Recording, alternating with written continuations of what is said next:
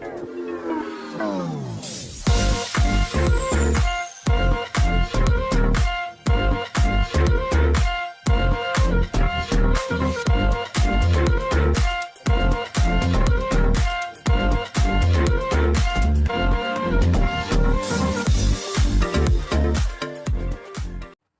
semua, salam sejahtera Malaysia. Selamat datang ke channel Fels Lifestyle. Tuan-tuan dan puan semua, sudah pasti semasa PRU 15 dulu, kita dikejutkan dengan beberapa konspirasi, beberapa spekulasi berkaitan dengan peruntukan dana untuk setiap parti politik yang menyertai ataupun bertanding untuk pilihan raya umum ke-15. Dan kita pernah dikejutkan dengan kenyataan Datuk Seri Anwar Ibrahim pada ketika itu berkaitan dengan dana RM600 bilion yang dana RM600 bilion yang terkait dengan kepimpinan Perikatan Nasional yang dipimpin Tan Sri Muhyiddin Yassin. Dan ada juga spekulasi yang berkata bahwa Parti Gabungan Perikatan Nasional mendapat dana dari syarikat perjudian. Nah, saudara-saudara, setelah kita mendengar banyak konspirasi, banyak spekulasi, banyak kabar angin, akhirnya satu pendedahan dari SPRM yang terkini berkaitan dengan peruntukan ataupun dana syarikat judi yang diterima oleh Perikatan Nasional. Akhirnya ini satu laporan, satu pendedahan yang buat ramai panas telinga. Di mana dalam satu berita, artikel mengesahkan sebuah tajuk berita. Tiada bukti PN terima dana syarikat judi. Dan ini adalah dinyatakan sendiri oleh Suruhanjaya Pencegahan Rasuah Malaysia SPRM. Jadi adakah ini bermakna tuduhan-tuduhan yang diterima oleh kepimpinan Perikatan Nasional, terutamanya pengerusi Perikatan Nasional sendiri, Tan Sri Muhyiddin Yassin ataupun Mahyadin, dan juga timbalan pengerusi Perikatan Nasional sebagai Presiden PAS, yaitu Tan Sri Abdul Hadi Awang, yang dikatakan menggunakan dana judi untuk kempen pilihan raya semasa PRU 15 yang dulu, berkempen menggunakan dana judi. Dan ada juga menyatakan bahwa kenapa kepimpinan PN boleh berkempen ataupun mengadakan kempen dengan begitu mewah sekali. Dan akhirnya ada yang menyebut mereka membuat kempen begitu mewah disebabkan mereka mempunyai dana yang banyak, dan dana itu kononnya dari syarikat perjudian. Hari ini pula kenyataan daripada SPRM sendiri berkaitan dengan bukti bahwa tiada bukti PN terima dana syarikat judi. Siasatan oleh SPRM tidak dapat membuktikan dakwaan bahwa PN menerima dana daripada syarikat perjudian untuk berkempen dalam PRU 15. Menteri di Jabatan Perdana Menteri Undang-Undang dan Reformasi Institusi, Datuk Seri Azalina Othman Said berkata, SPRM sudah menjalankan kajian terperinci berkaitan maklumat berkenaan. Bagaimanapun, katanya SPRM mendapati maklumat terlalu umum dan tiada pihak yang boleh mengesahkan isu ini. Justru tiada apa-apa fail siasatan dibuka ke atas isu ini. Beliau juga berkata demikian, menjawab pertanyaan Ahmad Fadli Syari, PN, yang ingin mengetahui status siasatan terhadap dakwaan parti di dalam PN yang mendapat sumbangan daripada dana judi ketika kempen PRU. Sebelum ini, Perdana Menteri Datuk Seri Anwar Ibrahim dalam sidang medianya mendedahkan kemungkinan PN memperoleh dana politik dari syarikat berkaitan perjudian bagi membiayai perbelanjaan pilihan raya.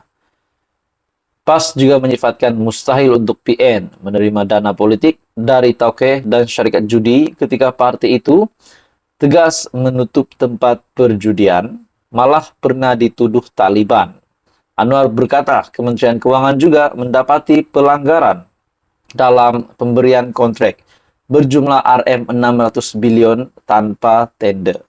Dalam laporan itu, Anwar dipetik sebagai berkata, dana pilihan raya untuk Parti Melayu dan Parti Islam datang dari syarikat perjudian. Jadi bagi saya ini satu pendedahan yang amat mengejutkan dari Datuk Seri Anwar Ibrahim semasa beliau berkata Kementerian Keuangan mendapati pelanggaran pemberian kontrak berjumlah RM600 bilion tanpa tender, serta pendedahan dari SPRM bahwa setakat ini tiada bukti PN terima dana syarikat judi. Jadi apa komen Anda? Teruskan bersama di dalam channel ini untuk info yang seterusnya. Jangan lupa tekan butang like, share, dan subscribe. Halo semua, salam sejahtera Malaysia. Selamat datang ke channel Fels Lifestyle. Tuan-tuan dan puan semua, satu lagi isu panas yang kecoh, yang menjadi kecoh di Parlimen, setelah sekali lagi cubaan untuk menjatuhkan kerajaan pimpinan Datuk Seri Anwar Ibrahim dari pembangkang yang cuba menolak ataupun cuba menumbangkan sekali lagi kerajaan pimpinan Datuk Seri Anwar Ibrahim. Namun akhirnya lain pula yang terjadi. Akhirnya pembangkang pula yang dimalukan. Dalam satu info terkini ataupun artikel baru-baru ini berkaitan dengan cubaan pembangkang sekali lagi untuk memalukan Datuk Seri Anwar Ibrahim untuk menjatuhkan kerajaan. Akhirnya cubaan tersebut yaitu menolak usul kerajaan akhirnya digagalkan kerana usul yang dibawa kerajaan pada persidangan Dewan Rakyat hari ini tidak kesampaian apabila mereka gagal memperoleh majoriti dalam undi belah bahagian. Cubaan pembangkang untuk menolak usul yang dibawa kerajaan akhirnya digagalkan kerana tidak mempunyai sokongan yang cukup. Nah, ini sudah membuktikan satu lagi keputusan yang pasti mengejutkan ramai. Bayangkan kalau 30 juta rakyat Malaysia melihat perkara ini, sudah pasti ini satu lagi perkara yang boleh memalukan kepimpinan pembangkang. Nah, saudara-saudara, teruskan bersama di dalam channel ini. Teruskan bersama di dalam ulasan yang panas ini. Anda juga dipersilakan untuk tekan butang like, Anda boleh share video ini. Dan tekan butang subscribe, sebab subscribe itu percuma.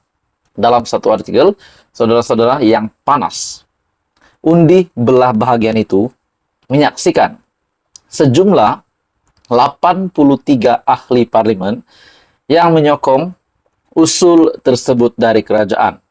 Manakala 52 ahli parlimen tidak bersetuju, seorang tidak mengundi, serta sejumlah 86 ahli parlimen tidak hadir. Nah, bayangkan saudara-saudara, 86 MP yang tidak hadir. Tetapi tetap juga kekalahan ataupun undi belah bahagian itu tetap berpihak kepada kepimpinan kerajaan Datuk Seri Anwar Ibrahim, di mana undi belah bahagian itu menyaksikan sejumlah 83 ahli parlimen menyokong usul tersebut dan 52 ahli parlimen tidak bersetuju. Dalam pada itu, usul tersebut adalah untuk persidangan Dewan Rakyat tidak ditangguhkan sehingga rang undang-undang tenaga boleh baru pindaan 2023 dan rang undang-undang pihak berkuasa pembangunan tenaga lestari pindaan 2023 selesai dibahas serta diputuskan seperti yang termaktub dalam aturan urusan mesyuarat. Nah, sebelum ini juga kita mendengar kabar angin lah, konspirasi lah untuk menjatuhkan ataupun mengguling kerajaan hari ini untuk menggantikan kerajaan pimpinan Datuk Seri Anwar Ibrahim hari ini. Namun, lain pula yang terjadi di Parlimen setelah usul kerajaan itu yang disokong oleh 83 MP dan 52 MP pula tidak bersetuju, manakala 86 MP yang tidak hadir dan seorang MP tidak mengundi. Ini sudah menunjukkan bahwa majoriti ataupun kerajaan pimpinan Datuk Seri Anwar Ibrahim hari ini tetap relevan dan masih berdiri teguh sebagai pemimpin, sebagai kerajaan hari ini. Ini sudah pasti Ada yang kata perkara ini mungkin akan memalukan kepimpinan pembangkang setelah mereka gagal menang undi belah bahagian itu. Nah, dalam artikel ini, berikutan keputusan undian itu. Timbalan yang dipertua Dewan Rakyat, Datuk Ramli Muhammad Noor memutuskan di bawah perkara 12 dalam kurungan 1 peraturan-peraturan Majlis Mesyuarat Dewan Rakyat. Usul yang dibawa ugak dipersetujui. Terdahulu, Ketua WIP Perikatan Nasional, Datuk Seri Taqiyuddin dari PN Kota Bahru bangkit bagi menolak usul yang dikemukakan ugak dan bertanya, adakah kerajaan mempunyai rang undang-undang lain yang akan dibawa pada persidangan Dewan Rakyat kali ini? Beliau berkata, mengikut aturan urusan mesyuarat, hanya berbaki 2 RUU lagi yang dibentangkan dan diputuskan. Kita baru memasuki hari keempat persidangan Dewan Rakyat dan kita mempunyai 7 hari lagi. Adakah kerajaan mempunyai RUU kejutan yang akan dibawa ke Dewan Rakyat? Waktu perbahasannya juga yang begitu singkat. Manakala Syahidan Kasim pula turut bangkit mencadangkan agar persidangan diteruskan dengan usul persendirian yang dikemukakan MP sekiranya kesemua urusan kerajaan telah selesai. Situasi pula kembali menjadi kecoh selepas ahli parlimen pembangkang mendakwa terdapat beberapa ahli parlimen kerajaan masuk ke dewan selepas pintu diarah tutup. Saudara-saudara, bagi saya ini satu lagi kejutan besar untuk PN. Dan ini menjadi bukti bahwa kepimpinan Datuk Seri Anwar Ibrahim masih lagi kekal kuat, kekal teguh, dan kekal relevan untuk memimpin kerajaan hari ini. Jadi ini pasti menjadi kejutan besar kepada ramai musuh politik Anwar di luar. Jadi saudara-saudara, apa komen Anda? Teruskan bersama di dalam channel ini. Untuk info yang seterusnya, jangan lupa tekan butang like, share, dan subscribe.